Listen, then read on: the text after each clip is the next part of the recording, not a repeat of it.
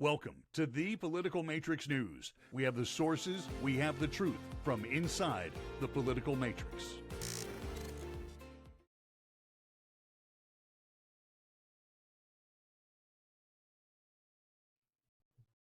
Hey, the Political Matrix News rolling on. It is the 20th of August. It is a Tuesday. It is the Florida primary. We also have to suffer through 1, 2, 3 more nights of the Democratic National Convention. Rob Milford, Greg Fink, Scott Miller on board. We all have our reading glasses on. Go ahead, put them on, because we're all squinting to look at the computer screens to say, let's see what the primary election results are. One of the members of Congress from Florida who we mention on a regular basis is Matt Gaetz. Greg Fink, tell me how Matt Gaetz did in his struggle against an outsider, someone promoted by Kevin McCarthy, the ousted Speaker of the House. Do tell. He is struggling with 72% right now. Holy crap, no one's gotten that close before. 72. Even the guy that spent $1 million. Man. Oh, $3 million, actually. $3 million really? Gets you 28% against Matt Gaetz in a Republican primary. Well, I will say that is actually pretty impressive for the primary, because Matt normally doesn't have serious contests in the primary. It's normally this is what Democrats get. Joseph did better than this. Okay, Chris Joseph got in the 30s. Mm-hmm. This is 2 points from the 30s, dude. How did Greg? Okay, well, this is like 20. Joseph had a lot less money. Joseph $3 million. Cut a bigger check. He could, that'll have a lot better. No, I think he possibly could. I don't know. I'm not going to really harp on him that much, but Aaron Demick, I've said repeatedly, Aaron Demick, the way he was positioned coming into this race, he couldn't win it if he was the only person in the race. Right, he's a horrible candidate. People would have taken a write-in before they took him. Because he's just a horrible kid. He may be a wonderful person. I mean, by all accounts, he is a wonderful person. But he is a crap candidate because he didn't establish his connection to the district. Even if he does, he went to flight training here. Great. He has a lot of family around here, apparently. Great. But he didn't position himself. He didn't make all that stuff well known before pre-filing for this election. And so this is what you get. Where did nothing. He go? Yeah, Rick Scott got around 84%. Well, go Rick. I mean, he's, if we had a decent congressman around here, our congressman would be getting that. Sorry about that. Yeah, Rick Scott got 84%. Who did? That's okay. Who did? And Rick's opponent, Debbie Powell, she got 68%. Mm-hmm. For the Democrat primary. Oh, wow. All right, so let's see. I mean, who knows? All right, House District 3, Republican primary, Kat Kamik with 87% of the vote there, defeating Alex Stevens. Yeah, she's very good here. House District 6. That's my congresswoman. House District 6, Michael Waltz, the incumbent, 83% of the vote. House District 7, Corey Mills, 81% of the vote. On the Democratic side, it is Corey Mills, by the way, the incumbent. The challenger, Jennifer Adams, drawing 63% of the Democratic vote, but less than 23,000 so far. It's enough to call, though. House District 8. Yes. What? You got Sandy Kennedy on the Democrat side with 60%. I'm getting there. I was House District 8. Mike Herodopoulos. We've heard that name before. What else has he done?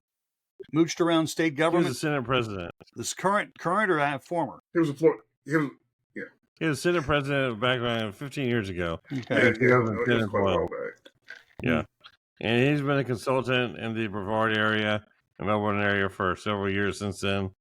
But yeah, he looks like he got 72%. Well, wait a minute. Who's the incumbent? There's no incumbent showing in there.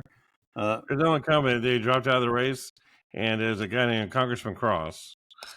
And I think he dropped out of the race, and he endorsed Herodopoulos the very last day. Great. He dropped out.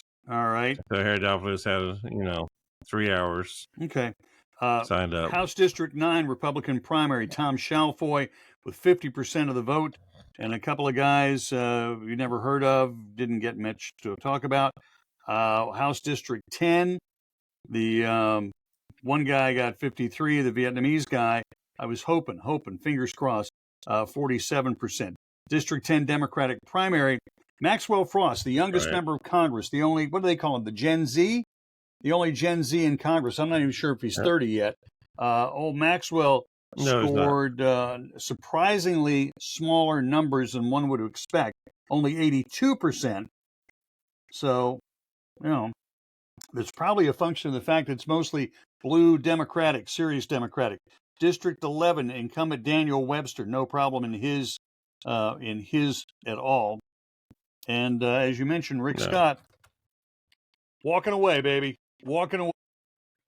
All right, so much for the House races across the state. The one thing we know for sure in the U.S. Senate is that Rick Scott will be running again and not have any issues at all.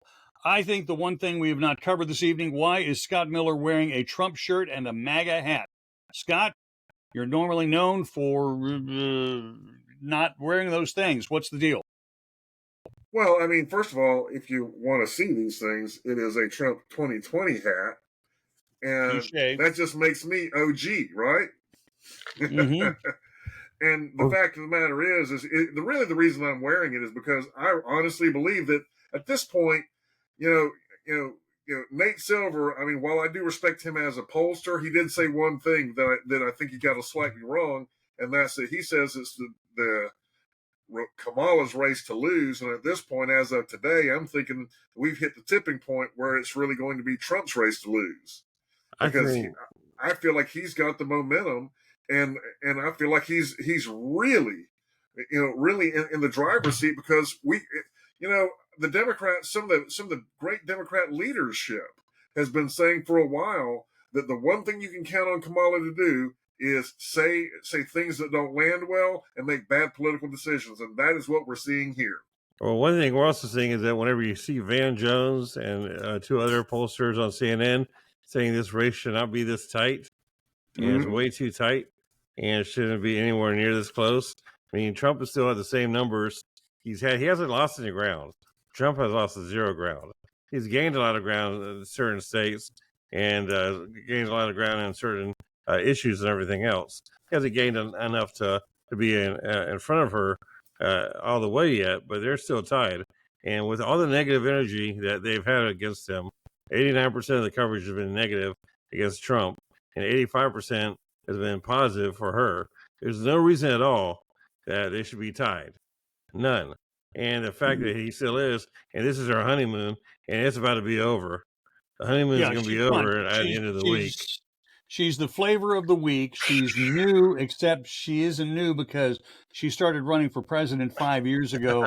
And after one testy set of comments between her and Joe Biden, she dropped out, got 0 votes. What, 1 or 2? I don't know, not 0 votes. She got like 1 or 2. No, 0. She had 0 delegates. She had 0 delegates. All right. So I was hoping there would be somebody with enough guts to stand up at the Democratic convention and nominate somebody else.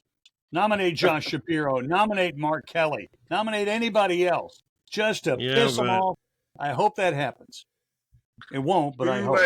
It's too late because it's already been the seal has already been sealed, and it's already official. All right, it's all done virtually. Yes. Then why have a convention? Days.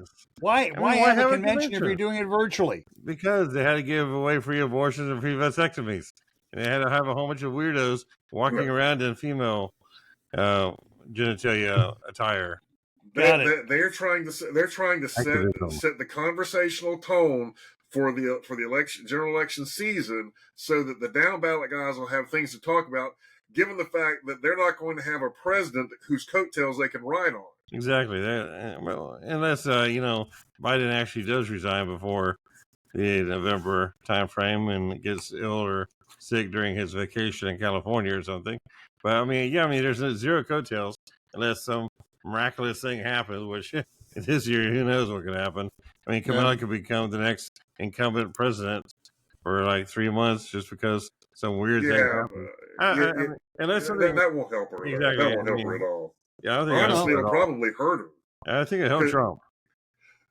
I think it would help Trump. I think if Biden resigned and Kamala became the president for a couple of months, I think it hurts her because now she's going to be compelled to talk in public a lot more. Yeah, because about substantive things instead of feel good things. And the biggest substantive thing she's having trouble with right now is Israel and Palestine. She's having a very big problem right now with the maintaining all the Jewish votes on the Democrat side while at the same time attacking Gaza. I mean, attacking the Jews. No, okay, stop. Right there. We talked about this a week or two ago when it was said, and I think it may have been the aforementioned Van Jones that said we've absolutely proven now that there are anti-Semitism runs deep into the marble. One of those little wiggly strip. What do they call those, Scott? In a marble that you're putting on your kitchen counter. You're one of those things. It's part of now the fabric of the Democratic Party is that they are anti-Semitic, anti-Jewish. They all these people wanting to support Palestine. What the hell for? They're worried about a few 100,000 Muslims/Arabs in Detroit. They're worried about a couple 100,000 Somalis, Muslims in Minneapolis. That's it. That's what the 500,000 votes. They're not going to go. No. Republicans bombed their countries: Iraq, Afghanistan, Iran. Lebanon. Can we continue? Syria. That's everything. Libya, and we've whapped everybody over there, so they're all pissed at the U.S. But amazingly enough, they want to come here. Go figure on that one. Yeah, go figure on that. I just we all love America. I think it is Trump's to lose. If I was advising him, I would tell him, please stay on script more. Please do not ad lib or be extemporaneous when it comes to talking to the U.S. military or about the military. He honestly needs to get up in a speech saying, I want to apologize. I was wrong. I screwed up. And then apologize for talking about the Presidential Medal of Freedom and the Medal of Honor. By the way, it's not the Congressional Medal of Honor, it's just the Medal of Honor. He needs to set that straight.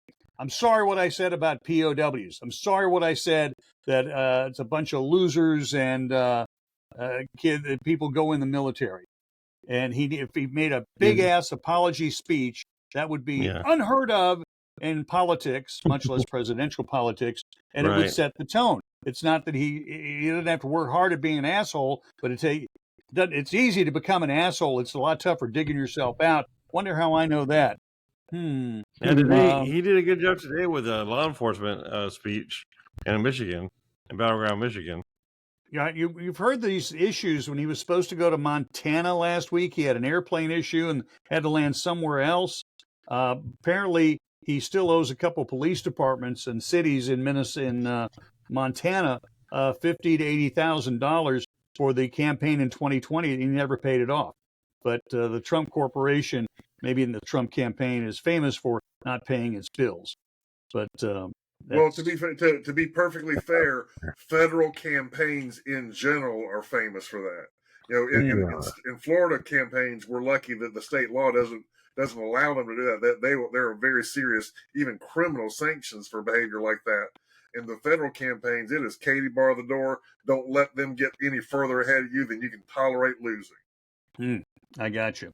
All right. We're going to go watch the convention right now. We're going to hold our nose, stick our fingers in our ears, and hopefully we'll have a little more for you to play with. And we certainly have a bunch more to chew on. Thanks for the watch. We appreciate a like. Love to have a subscription from you. We're not going to sell out our email list until it gets really. No, we're not going to sell our email list. Don't forget about that. And we're not going to charge. And if you subscribe now, we're not going to charge you like forever. But in a few months, when you're like semi-famous, they're going to pay. They're going to pay. So yeah, that's the ticket.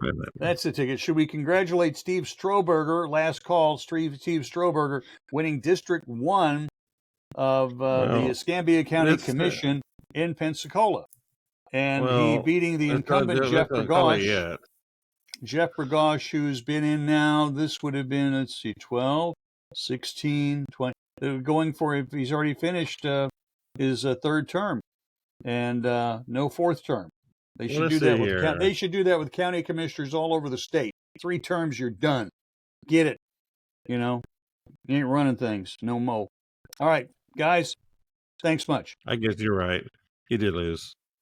There you go. Have a good one.